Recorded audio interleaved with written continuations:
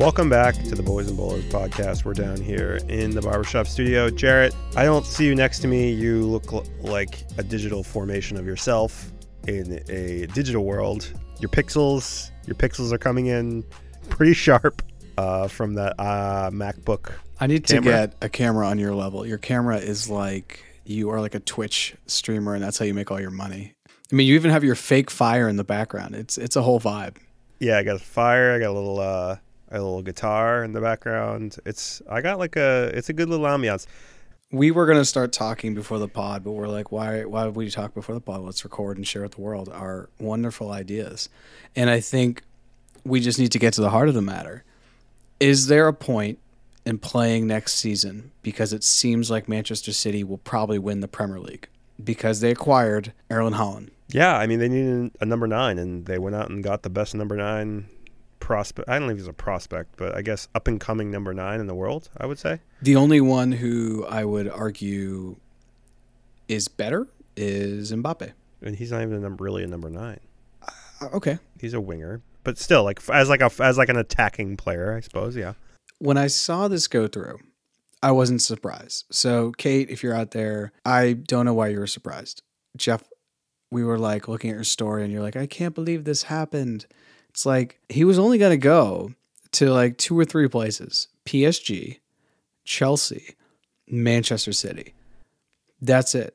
And financially. And the crazy thing is the ripple effect of Benzema playing well, because I think him playing well made Mbappe re-sign with PSG for a couple more years. Also probably got a fat payday. And I also think Haaland was like, why would I want to go there? They have their talisman. You know, you don't ever have 2 9s on the same team. Yeah, I agree. I think that City were looking for a number 9 last season and couldn't make it happen with Kane. They signed Grealish for some reason. They spent their money on Grealish, and which was a strange thing. But now they went out and they got their number 9. Now that, you know, Dortmund's looking to get a little payday and maybe potentially rebuild for a Champions League run or whatever they're planning on doing next season. And you know, it's to me, it's not that City's going to be. They're still going to be the best team in the league, obviously. Whether they can win the Champions League, we don't know. But I also am interested. They're not going to be able to just keep every player that they have now and just add Haaland. That's not. I mean, they're going to get rid of a few players. Now, the debate is, who are those players that they're going to get rid of? Is it Bernardo Silva? Is it Sterling? I don't think it's Sterling. It could be Silva. It could be Gundogan. They cannot have that many number 10s on their team. They cannot have that many skillers on their team. There has to be some balance. Also, I think they did some good business last season. They got rid of they sold 60 or 70 million pounds worth of players. And I think if they don't want a financial fair play issue being brought up, they're going to have to sell a few players. And maybe it won't be 60 million pounds worth of players, but I think they're going to clear out some of their team to make way for Haaland. The Boys and Bolos Instagram, which is always just straight fire. If you don't follow, I don't know who you are. Manchester City depth was put up by BR Football. And in the left back, you just have Walker. In the holding, you have Rodri. In the center left back, you have Stones and Laporte. In the right center back, you have Diaz, Ake. In the right back, you have Cancelo and Zinchenko. In the kind of the top of the triangle, if Rodri holds and you have 2 10s, you have Palmer, I do not know who he is, and De Bruyne. You have Bernardo and Gundogan on the other side. Up top, if you're going to pick 3, you have Mahrez, Foden, Jesus, Alvarez, Grealish, and Sterling. To which John Scheimer said, Jesus and either Sterling or Grealish will be gone. I don't know how they get rid of Grealish without taking a very public destruction of price, because he's probably honestly worth 50 million at this point, unless they try to sell him next December after the World Cup and Grealish plays amazing and wins England the World Cup or does something like crazy, which I don't actually think is going to happen. I think Jesus is gone, though. I think he's kind of run his thing, and he literally has the number 9, and they need to get that to Haaland. Yeah, I think Jesus and Silva are the two. When you think about strikers, it's kind of crazy. You think about talisman or number nines, or I guess not number nines, but it's like Chelsea get Romelu Lukaku, the Manchester City by Grealish. Total, I think that's about 220 million. And then how much was Haaland? Would you say 60 million? 60 million euros. So it's maybe like what, 90 million pounds? I don't know the conversion. I don't know the conversion. We can look that up. But let's say 60 million euros. You can look that up maybe. And then you have Diaz, who I think came over for 37 million pounds, and Jack Grealish was 100 million pounds. I mean, it's actually less. The conversion's the other way. So it's 51 million pounds. 60 euros. 60 million euros equals 51 million pounds. So you get Diaz at 37 million pounds, and you get Haaland at 51 million pounds. That's 88 million pounds. You get both of those guys for 12 million pounds less than you buy Grealish. The Grealish was bought for less than Lukaku was bought. So it's just like there are levels to good and bad spending, and honestly, like, I don't know. I'm interested to see. The question I want to ask you is, if you could choose one player for the Premier League next year for Spurs, you just get this player. Would you take, and I guess you'll have Kane, so this is kind of a tough question, but just straight up player, would you take Luis Diaz or would you take Haaland? All things stay the same. You just take them as they are. One of them shows up in August for training or July, and one of them doesn't. Which one do you want? It's hard to say because we already know that Luis Diaz has been fire in the Premier League. So, and if you keep Spurs the same team, Luis Diaz all day. It's tough to ask you for Spurs because you already have Kane. So if you didn't have Kane, you can't ask that. You can't ask that. It doesn't. You can't ask that. It's totally changes everything. But and I understand what you're saying. I understand, like, do you go with like this guy who's like a beast, right? Who's Haaland's like a beast, like an unpolished diamond, like kind of raw, but like he has the capabilities to be like literally the best striker in the world, or do you take Luis Diaz, who's like creates, scores goals, creates problems for defense, and has already done it a lot in the Premier League, right? I like Luis Diaz, and that's why I was pretty bummed when Spurs couldn't get him and Liverpool could. But because you see the impact he had in their team. I mean, they went from being a solid, top 3 team to being a Premier League contender, title contender. And I think Luis Diaz is like the difference maker for this season, and especially the difference maker in the Champions League. So, they're different players. Haaland, though, could be fire next season. I think Haaland has the chance next season to have the Golden Boot in the Premier League and also win the PFA Player of the Year, because he could be that instrumental. He could also rack up like crazy amounts of assists. I think Henry is the only guy in Premier League history to have 20 goals and like 15 assists in a season or something like that, or 20 goals. I think he had, do you have it symmetrical? Do you have 20-20? Was he 20 goals and 20 assists? I mean, I feel like Haaland could be that type of player. Haaland should get so many tap-ins. Because the thing is about Haaland is what's going to happen with City is what we've been asking ourselves: what would City be like with the real number 9 for years, right? For 3 or 4 years at this point. Since City have been pretty dominant, they just haven't had a number 9. They just had a bunch of guys who can like pass the ball. Skillers, like you said, with a Z. Skillers with a Z. But it also brings up the question that I asked our football chat, Eddie and Notter. Is are City going to have to adapt to Haaland a little as much as Haaland's going to have to adapt to City? Haaland has to adapt to City. Right. Pep plays one way. He's been playing the same way since 2008 when he started coaching. Okay. And so that brings me to, will it take Haaland maybe half a season or however long, an adjustment period, before he starts really clicking with those guys? Because it creates a completely different dynamic of how they operate as an offense. My feeling is that City have so much possession against everybody that they always create so many chances, and they've just needed this somebody, a body in the box to make the difference. My feeling is that he's going to adjust to the Premier League very quickly.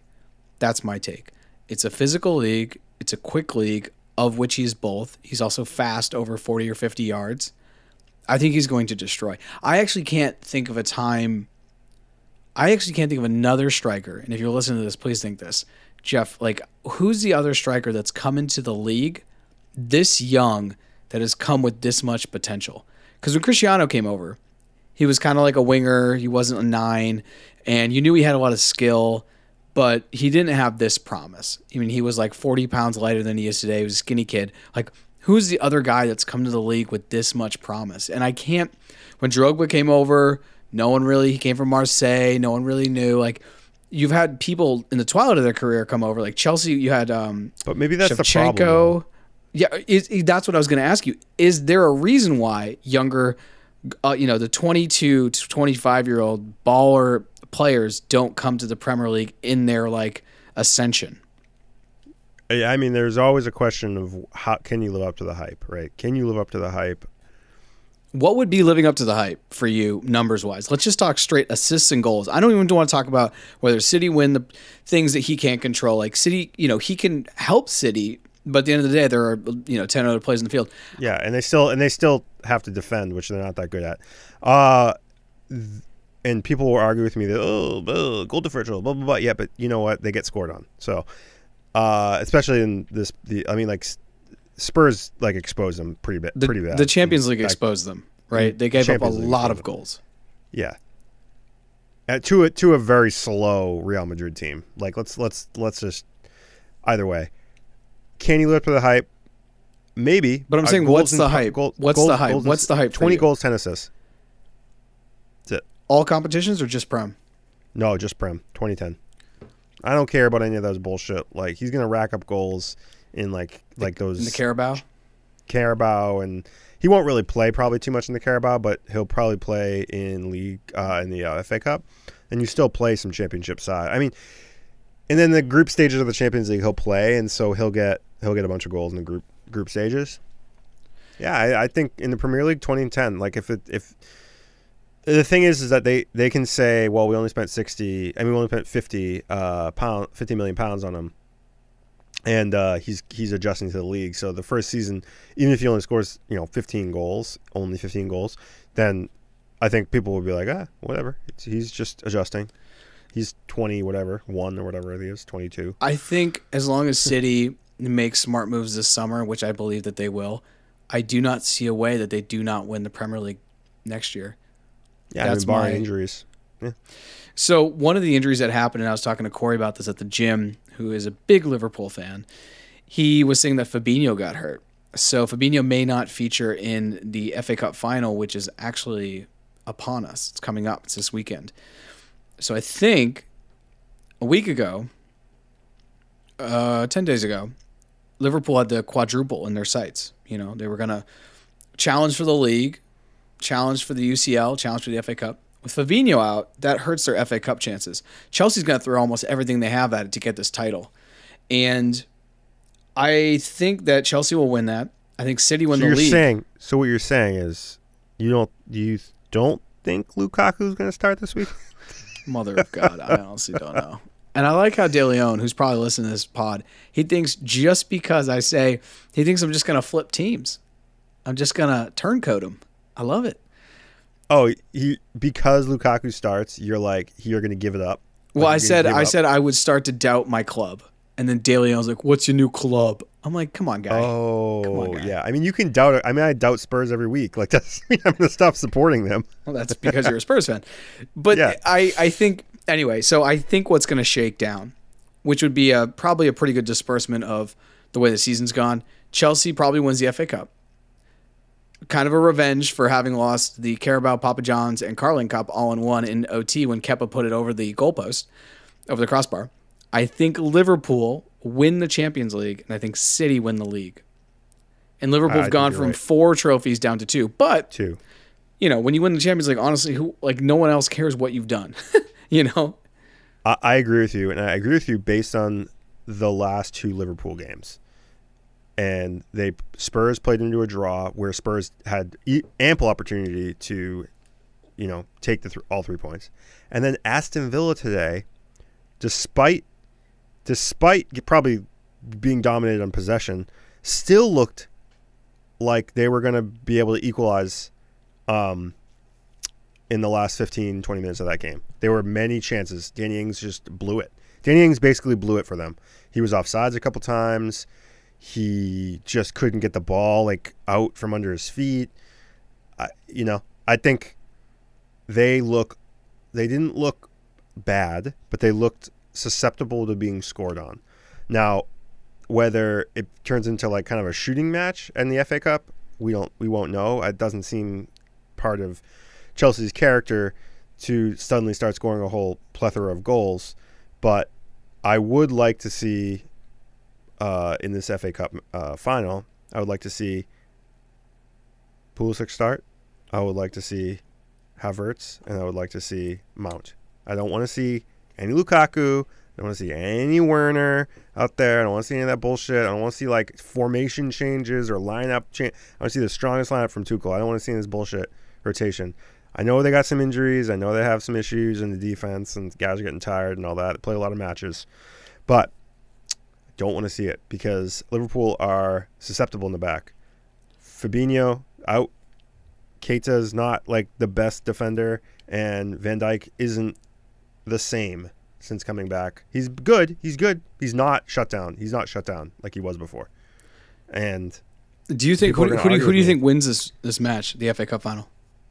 I actually think Chelsea will win. In regular time, or are we going OT?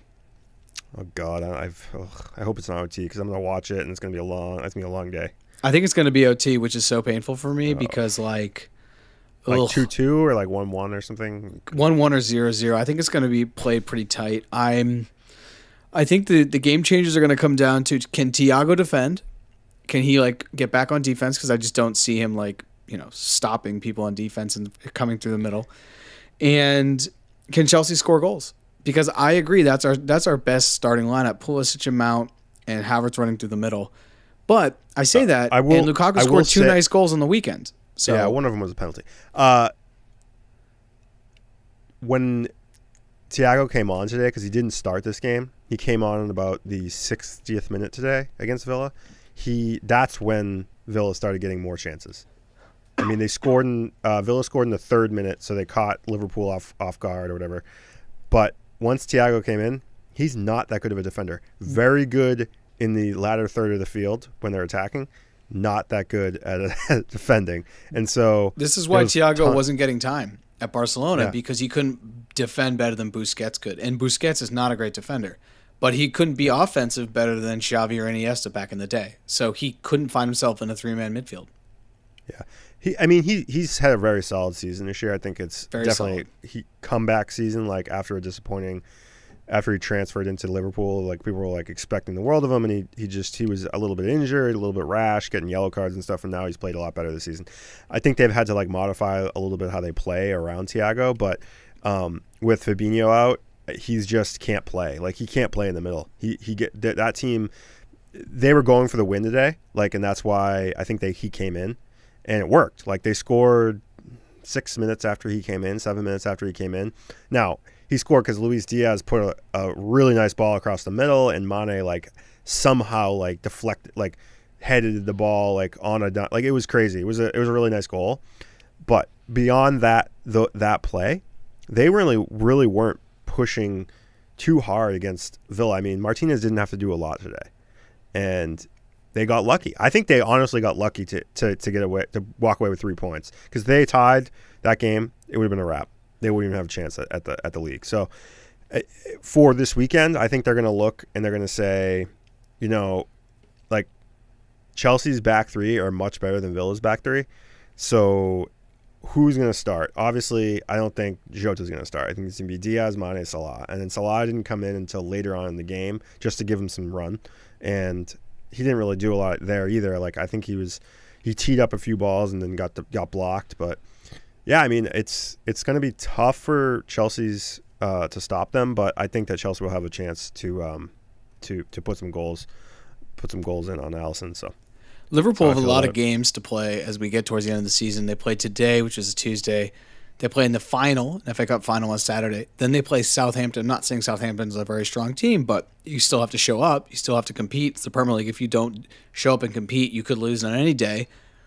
And then, so they play on Saturday. Then they have actually, I could look at, they probably have to play a midweek game this coming week. I mean, they have a lot of games to play. And then they obviously get a little bit of break, but like they have to continue to be competitive, up into the last game, especially with the City situation. So yeah, I mean, if City tie or lose, game on. They have to put out their best lineup for the rest of their games. And that's what I'm saying. I'm kind of actually worried about fatigue because the last weekend is the 22nd, which is a Sunday, unless I'm crazy. It could be, it's a Sunday. That's week 38, right? We'll know then. But then they have an entire week off, and then they travel to Paris and they play Real Madrid. Real Madrid, the King's Cup is over. They've already won the league. They can be putting out scrubs and just resting and managing any kind of exhaustion, any kind of fatigue that's going on. Like Benzema should just be like maybe playing the minute 60, maybe even just a half. I think that Real Madrid are going to come into that final a little bit more fresh than as far as being rested. Now, there's the argument on the other side, which is like, well, better to be staying match fit and match alert up until, a week before. So I'm not, I mean, we're talking about we're talking about too many things here. We're talking about the Premier League, we're talking about the FA Cup, we're talking about the Champions League. I think in the FA Cup, I agree with you. I think Chelsea will win. I do think it comes down to lineup on both sides. And I'm interested to see if Chelsea go up 2-0 in like the first 30 minutes, does Klopp chase? Or does he say, fine, take the FA Cup. I'm going to continue to be competitive in the Prem.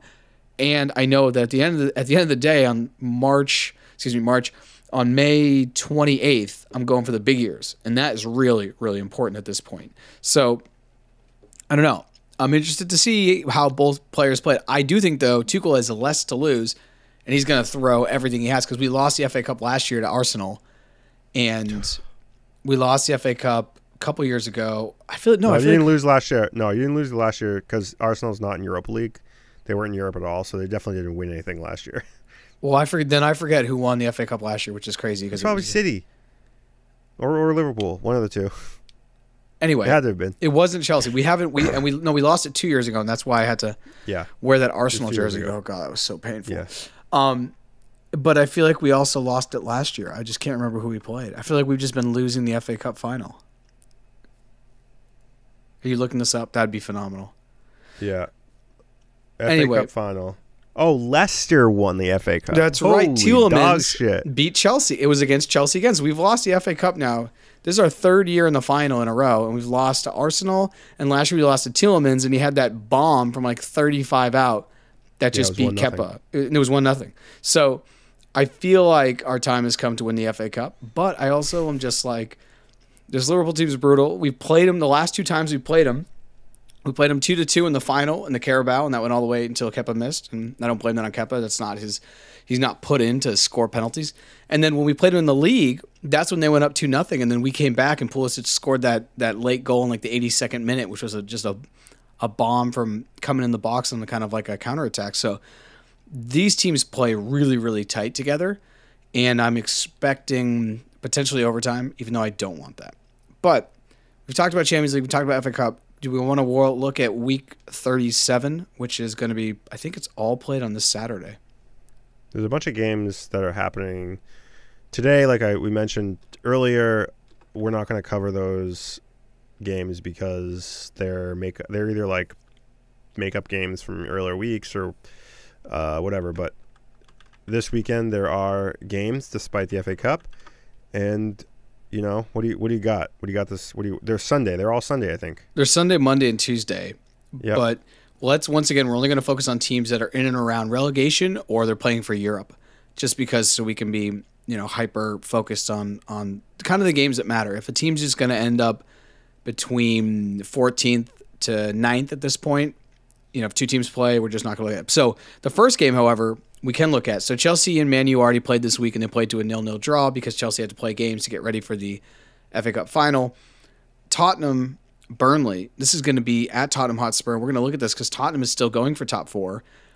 And Burnley is trying to make sure that they stay up in the Premier League. So this is going to be a Tottenham Hotspur Stadium. You guys just lost to them in recent memory after having beat City. It was a makeup game from at Turf Moor from when they somehow got their game postponed because they decided not to heat their fields. So that was a real mind fuck. But that was a real kick in the gonads. shin. Especially after being in pretty good form and then losing to Burnley. But those midweek games are always weird. It seems like most teams don't love playing them because who would? And it screws up your whole vibe for the week. You got to get up. You got to do different things that day. Your head's in a different place. Different thing. Okay, who's winning this game, Jeffrey? At Tottenham Hotspur Stadium. I don't see a way you guys lose this. In your Spurs are very are rocking and rolling. I feel like his son's wants that golden boot, baby. You might get it. So, I'm gonna go Tottenham by 2 goals. Yeah, 2 goals, and they're both. I hope Son scores a brace because then he'll be tied with Salah on goals. That'd be nice. The next game, actually, I think Son is. It's also, but I actually let me. I'll let you continue, but I will say, it is quite shitty that we have to play the North London Derby on Thursday and then turn around on Sunday and have to play again. Thank you, Arsenal, for being a bunch of douchebags back earlier in the season, and I will say that without any regret because they got a game postponed for literally just having injuries and called it COVID, and they had no COVID cases. So, Arsenal, stick it up your ass. All right, and I hope we smash you. And it's at the Tottenham Hotspur Stadium, and we're not there yet. Yeah. Oh, that's this week too. That's Thursday. Yes. That's 2 days. Okay, crazy. The next game is Aston Villa Crystal Palace. We're not going to look at this because they're both going to finish in that 9-14. The game after is Leeds Brighton. We will look at this because Jesse Marsh's Leeds are not in the lead. They are currently sitting in 18th between Burnley and Watford. Now, Watford is mathematically gone, so really relegation is going to come down to Leeds, Burnley, and Everton.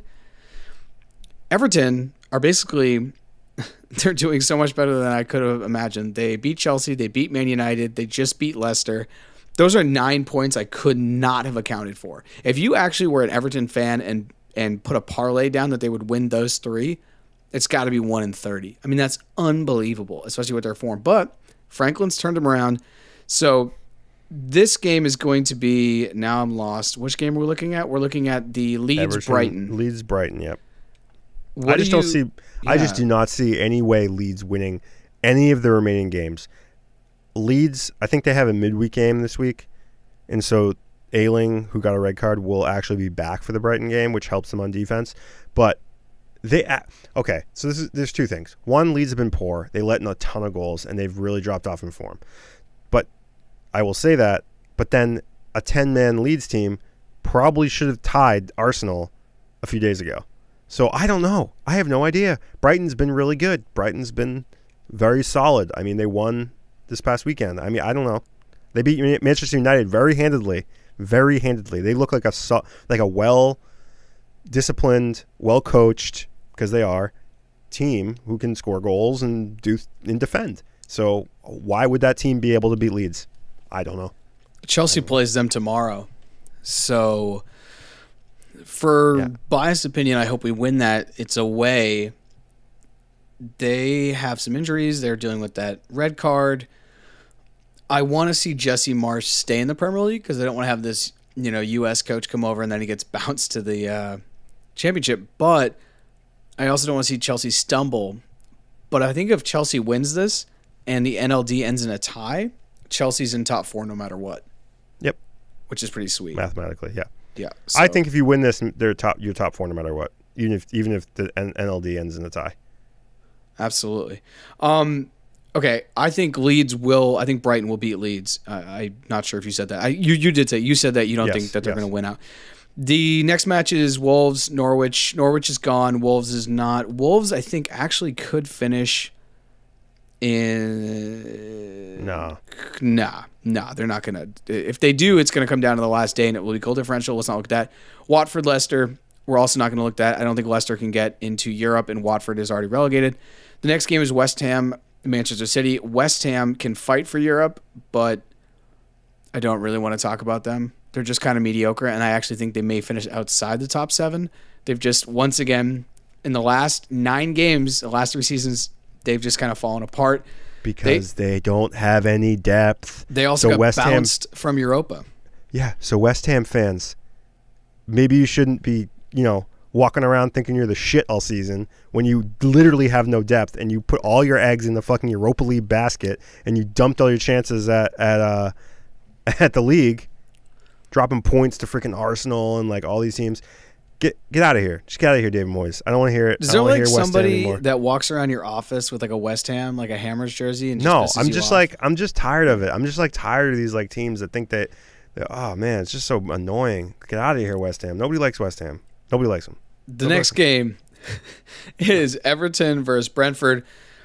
Good game. It's gonna be a good game. It's gonna be a good game. Yeah, it's at Goodison. I think Everton win this, and that's so crazy because we put out stats that we think that they wouldn't, but they're on a roll, dude. They're on an absolute roll. Here's my theory about Everton. I need Everton and Brentford to tie, and you know why? I need Everton to still have that fight in them to not get relegated because I need them to beat Arsenal last week of the season.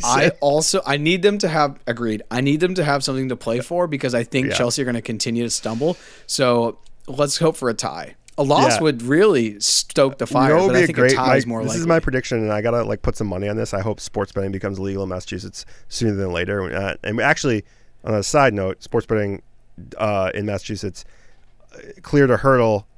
They did like a voice vote. They did like a silent vote or some weird vote in Massachusetts where they're going to pass it because it's going to generate a bunch of income. But I don't think it hasn't come up in like whatever. But if it does, then I'm going to start betting. But my bet is Delhi in the last game of the season scores a brace to beat Arsenal and send Spurs into the You should bet the last week of the season, John Scheimer, that bet. He'd take it no matter what. Just even say Delhi scores a goal. I don't even know if Delhi will play that game. Oh, Delhi will come on, but like not until like the 75th minute. Yeah, 80th minute. He came on last game. So we're gonna go with a tie on this. Almost scored. The next game is Arsenal Newcastle. This is gonna be at St. James. Arsenal should probably win this, but also I don't know. The thing is, like, Newcastle has nothing to play for. So I just think. Do they play a midweek game? They may. I'm not going. I'm just looking at the just week 37. I think most teams have to play a midweek game because like we're recapping right now or we're previewing week 37. They do not. They do not have to play a midweek game. They played on Sunday and now they play 8 days later on Monday, so they will be rested. Then maybe they'll make it competitive. They're also at home and maybe one of their last home games this season. I'm going to go with an Arsenal win if I had money, though. I would too. 1 or 2-0. I would too. Their luck has to run out sometime, though. Arsenal's. I mean, it ran out. They dropped 3 games in a row.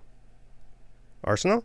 Yeah, they dropped 3 games in a row. This is like a month ago, though. I'm talking about their last month of games. They've been basically gifted points. I'm just saying that luck has to run out. Okay. The last game, Southampton-Liverpool. Liverpool are going to win this game. If Southampton wins, it's a huge upset. The thing I want to talk about super briefly is I think Oz has basically won the fantasy, and I'm checking right now where he is. I am still in 11th. I don't seem to move from there. He is almost 60 points ahead of Will Hayden, who's in second. And Mitch is right behind in third. Nick Bailey, then Arthur Riggs, Diego, you're in 7th. You're moving on up. Mac Bruce is just fallen off the planet. I hope he's okay. Mac, we're sending you our best. But Oz has basically won that. Yeah, my favorite thing about that development, Oz pretty much clinching for the second year in a row, is that now he wants to come on the pod and gloat about his winnings. No, he doesn't want to come on the pod and gloat. He wanted to come on the pod and talk about, in fact, here, I'll read he texted me today. Yeah, but under I know the real reason, but I feel like the underlying reason to that is that he wants to gloat. He said, I was going to see about jumping on the pod. I actually have a men's league game, so he can't. He's still balling. That's good to see. Def will be interested to hear y'all plays devil advocate in regards to the Haaland transfer. Heard some ESPN people talking about whether this was going to turn the PL into a farmers league or not. I bet it's going to make it more interesting. Can we confidently say Haaland is going to run train, though? Van Dijk on a rainy day at night? We've kind of already talked about this. I don't think it turns the Premier League into a farmers league, but If City win it next year and they win it by like 15 points, then I'm wrong. And I want to also say on a final note here, I'm very wrong because Chelsea has been sold and they didn't wait to see if they were in the Champions League. They're just doing paperwork, which will actually finalize in the next by the cutoff. But I was very, very wrong about that. Yeah, I don't want to gloat about that. There was nothing. I didn't have to prove myself. I knew it to be true that they had to do that before the Champions League, only because that May 31st deadline is hard. That's a hard deadline. And exactly, it's a hard deadline, and there's so much paperwork. If you've ever bought or sold a home, it can take weeks to go through everything. So, I mean, but the other thing about back to City about running train in the league, they already kind of are. I mean, they went 27-5-3. They only had 3 losses. 2 of them are fucking Spurs, dude. Like, that's an anomaly. They could have easily won those 2 games, right? So, say they're 29-5-1. That's running train in the league. They only lost to Spurs once. They lost to Spurs. No, they lost to Spurs twice. They did a double. So either way, people don't act like suddenly City are like gonna. City have always been good. So, and they've been good, very dominant. Not dominant, but they've been. They're dominant. Oh, they're dominant. Dominant. They're dominant. They've won the league the last couple of years. Okay. Does it make it a Farmers League though? I think Oz's question is legit. Doesn't make it okay. It's a legit, but I don't agree. I don't think it does. Here's why I don't think it's a Farmers League. I don't think it's a Farmers League until a team starts winning outright every single season by like the end of March, mathematically, because that's what Bayern does every year. They they're like pouring Das Boots over their head, and it's like February because they've already won the league, and everyone's like, "Oh, it's a super competitive league," and then Bayern lose to Villarreal in the Champions League. I'm like, "Oh, how's that going?" So until that happens to me, it's not, because it's still coming down to the wire. City's still losing games. And I don't know. But I think if they win next season, like I said, they're wrapping it up like the end of mid-April, like a couple weeks ago, and Haaland just scores 50,000 goals, then yeah, I think it's getting close. Because this Liverpool team is going to, I don't know how much longer it's going to be dominant with this current setup. So. Yeah, I mean, you see players like Mane are probably going to leave. Henderson's getting older. Fabinho's old. Yeah, there's going to be a core group that stay, and they'll be. And Salah, I mean, he hasn't signed a contract yet. I think he will, but there's questions about how much he wants to get paid and whether they're willing to pay him the salary he wants to get paid. And so yeah, there are cracks in Liverpool, right? There are cracks, and they don't have like. You never hear about Liverpool's academy, right? You never see a lot of like players coming up through their academy, not like City and not like Chelsea, right? And so, what are the moves that Liverpool are going to make? That will be the interesting thing to me, is like how does Liverpool respond to the Haaland signing?